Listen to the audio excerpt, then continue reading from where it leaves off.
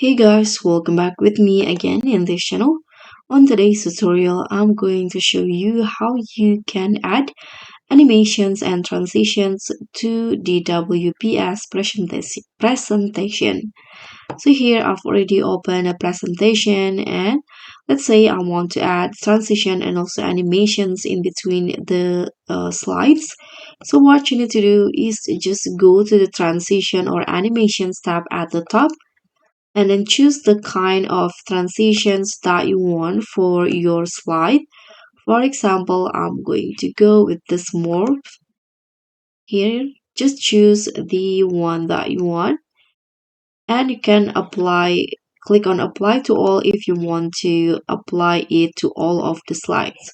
And for animation, you can also do the same. So just select the slides or the items that you want to animate.